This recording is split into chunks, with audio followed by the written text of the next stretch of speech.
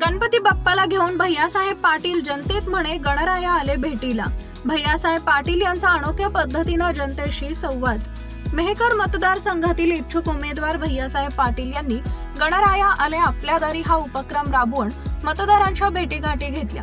या भेटीगाठी घेत असताना गणराया हा सुखकर्ता दुःखहर्ता आहे, विघ्नहर्ता आहे। गेल्या 15 वर्षात मेहकर मतदारसंघात जो विकास झाला नाही तो विकास करण्याच्या दृष्टीनं गणराया आपल्या दारी आले असून शेतकरी सुखी होऊ दे, सोयाबीन कापूस पिकांना भाव मिळू दे अशा प्रकारचे साकडे भैयासाहेब पाटील यांनी गणराया समोर घातले असून सदर या अनोख्या उपक्रमाची सर्वत्र चर्चा आहे। आपला Vidarbha live bureau report, Mehkar, Buldhana.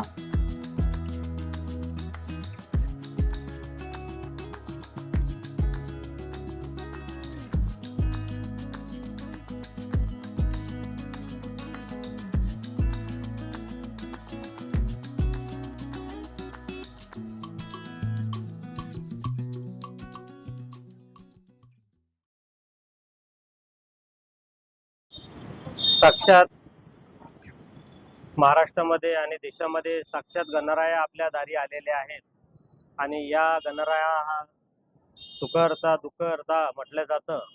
या गणराया साक्षात आज मेहकर लोणार मतदारसंघातील ग्रामीण जनता, नागरिक, इथल्या सगळे विद्यार्थी विद्यार्थिनी, महिला यांच्याकडे साक्षात गणराया आपल्या दारी आमच्या माध्यमातून आम्ही गणरायांना आपल्यापर्यंत घेऊन येतो आहे।